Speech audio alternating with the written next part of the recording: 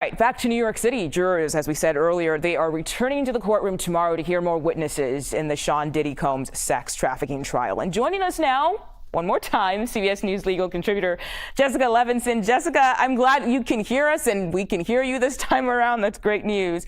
We know jurors, they've been sitting with the testimony since court adjourned on Thursday. So what has stood out to you the most about week 2 of the trial?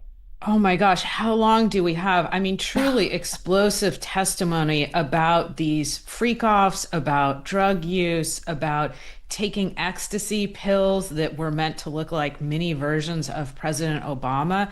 I mean, to pick out a few things, I think Kid Cudi obviously testifying that he dated Cassie Ventura for a short period of time and that Sean Combs allegedly acted against him in violent ways as a result of basically dating his ex-girlfriend. I think Cassie Ventura's mother testifying about the abuse that she was corroborating that Cassie Ventura endured.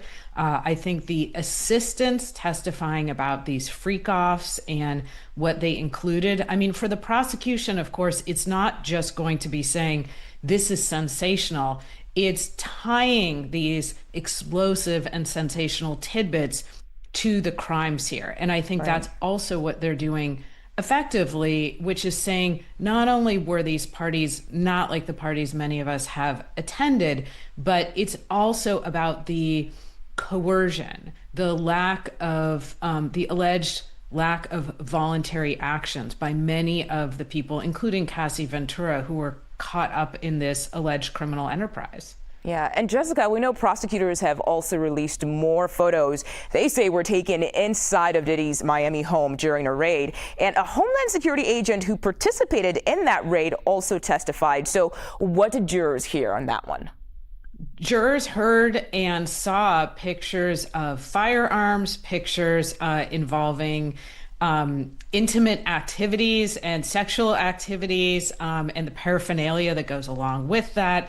And frankly, that's key to the prosecution's case because the proximity of, let's say, lubricants and other items that you might use during intimate activities and guns and firearms, showing that those two things were tied, I think is key to showing that many of the sexual acts, according to the prosecution, were not consensual. So again, this isn't about kind of a made-for-TV moment. This is about showing that there were guns next to, for instance, condoms. Why would that be the case? It's about building the case that people were coerced into sexual activities. Yeah. So what are we expecting to see in court tomorrow? Who's set to testify? So we're expecting to hear more from people who are part of Sean Combs's businesses, or the prosecution would say part of his criminal enterprise. We're expected to hear more from his assistants, people who helped plan these freak-offs, people who can testify to what's key for the prosecution, whether or not items and people cross state lines. Again, we need that federal hook for federal crimes. And more about the organization of these parties. And again, whether or not, because this is going to be key for the defense, whether or not these activities were consensual or if they were instead coerced. And I think we're going to, again, hear more about how Sean Combs and his associates organize not just the parties, but everything that leads up to the parties. Yeah.